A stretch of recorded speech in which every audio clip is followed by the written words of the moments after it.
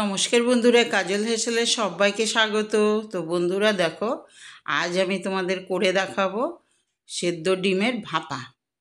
তো দেখো কিভাবে করছি। আমি জানি তোমরা সকলে করতে জানো, তবু আমি কিভাবে করছি সেটাই তোমাদের দেখাবো। এর জন্য এখানে 6টা ডিম নিয়েছি। দেখো 6টা ডিম এই জলে ভিজিয়েছি, ছোট্ট একটা সসপ্যানের মধ্যে নিয়েছি। এটা এবার সেদ্ধ বসিয়ে দেবো।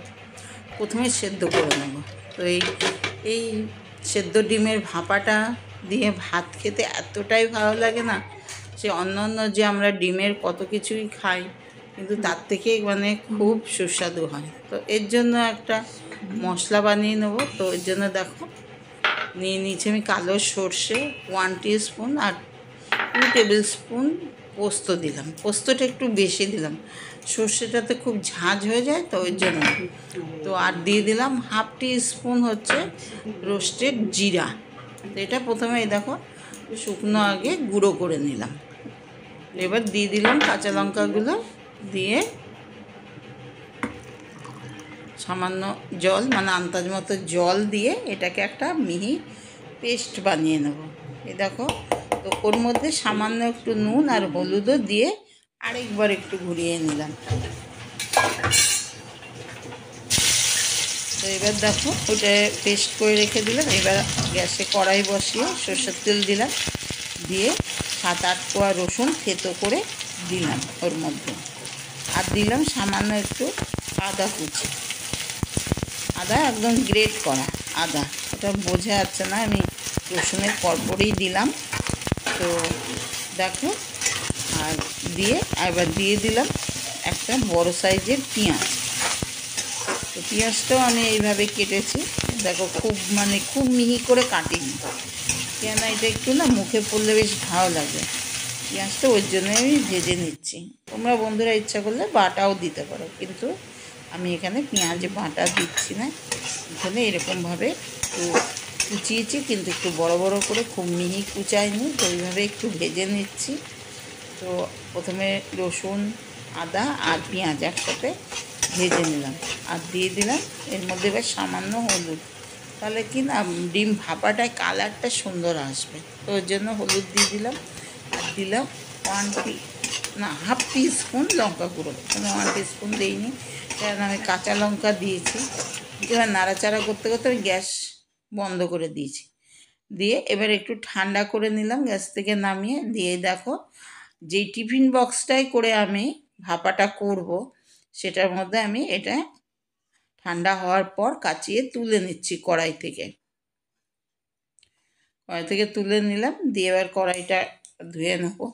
তো দেখো, তো এটা তো ঠান্ডা হয়ে গেছে। এবার এর মধ্যে যে মিশ্রণটা আমি পেস্ট করে রেখেছিলাম, সর্ষে, পোস্ত, কাঁচা লঙ্কা আর গোটা সাদা জিরে রোস্টেড, তো এটাতে বেশি স্বাদ করবে। তো দেখো, আর দিয়ে দিলাম এখানে 4 টিস্পুন হচ্ছে টক দই, 4 টিস্পুন টক দই দিলাম। আর দিলাম সামান্য একটু চিনি, আর দেব আর একটু আন্দাজ মতো নুন দিলাম। খুব বেশি দিলাম না, কেননা ভাগে ভাগে নুন দিয়েছি। সর্ষে পোস্তটা বাটার সময় অল্প নুন দিয়েছি, পেঁয়াজটা ভাজার সময় অল্প নুন দিয়েছি।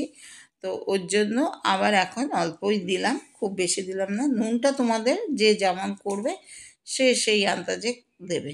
এবার দেখো এটা মিশিয়ে নেওয়ার পর এই যে মিক্সিটার মধ্যে একটু জল দিয়ে ধুয়ে জলটা দিয়ে তারপরে আমি আবার এর সাথে মিশিয়ে নিলাম। টক দইটা দিয়েও ভালো করে মিশিয়ে নিয়ে আর কোনো আমি মশলাপাতি দিলাম না, যা দেওয়ার আমার আগেই দেওয়া হয়ে গেছে। দিয়ে এবার দিয়ে দিলাম কাঁচা সর্ষের তেল। দিয়ে দেখো আবারও মিশিয়ে নিচ্ছি ভালো করে সর্ষের তেলটা দিয়েও। ব্যাস, এইবার দেখো সিদ্ধ করা ডিমগুলো ছুলে নিয়ে আমি দেখো কেটে নিয়েছি এরকম মাঝখান দিকে চিড়ে, মানে একটা ডিমকে 2 টুকরো করেছি। এই দেখো, এবার এই সেদ্ধ ডিমগুলোই এর মধ্যে দিয়ে দেবো। এটা গরম গরম ভাতে মানে এই দিয়েই খাওয়া হয়ে যাবে, আর মুখের রুচিও ফিরে যাবে, যে মানে ডিম খাচ্ছি না অন্য কিছু খাচ্ছি, মানে এতটাই সুস্বাদু হয় বন্ধুরা। তোমরা অবশ্যই করে খেয়ে দেখবে, দেখবে ভালো লাগলে আমাকে একটা লাইক, শেয়ার আর কমেন্ট করতে ভুলবেন না বন্ধু বান্ধবদের মধ্যে অনেক অনেক শেয়ার করে দেবে। তো দেখো ডিমগুলো দেওয়ার পর আরেকটু সর্ষের তেল দিয়ে দিলাম, কাঁচা সর্ষের তেল, আর দিয়ে দিলাম দুটো পাকা আর দুটো কাঁচা লঙ্কা চেরা দিয়ে এবার সুন্দর করে ঢাকা দিয়ে দেবো। দিয়ে দিয়ে গরম জল বসিয়ে দিয়েছি, এখনও সবে একটু উষ্ণ উষ্ণ গরম হয়েছে। এবার গ্যাসটা বাড়িয়ে দিলাম, দিয়ে 15 মিনিটের জন্য এই টিফিন বক্সটা আমি এখানে বসিয়ে দিলাম।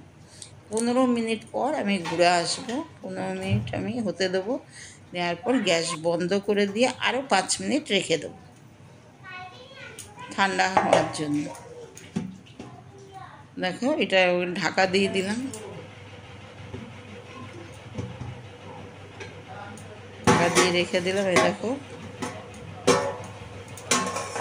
ফুটেছে অনেকক্ষণ ধরে, দেখলে বুঝতে পারবে। এই দেখো জলটাও শুকিয়ে গেছে, 15 মিনিট ধরে ফুটেছে। এবার গ্যাসটা বন্ধ করে দিলাম, দিয়ে একটু আবারও 5 মিনিট মতো ঢাকা দিয়ে রেখে দেবো। তারপরে নামিয়ে ঢাকনা খুলে তোমাদের দেখাচ্ছি। এই দেখো কত সুন্দর হয়েছে দেখতে, যেমন দেখতে তেমনি খেতে। তো বন্ধুরা, আমার চ্যানেলে কেউ নতুন বন্ধু হয়ে এলে চ্যানেলটিকে সাবস্ক্রাইব করার অনুরোধ রইল। পাশে থাকা বেলটি অবশ্যই প্রেস করবে, তাহলে নিত্য নতুন যত রেসিপি দেবো সব আপডেট সবার আগে তোমাদের কাছে পৌঁছে যাবে। তো বন্ধুরা দেখো এই ডিম ভাপা আমার একদম রেডি। তোমরা এতক্ষণ দেখার জন্য তোমাদের অনেক অনেক ধন্যবাদ।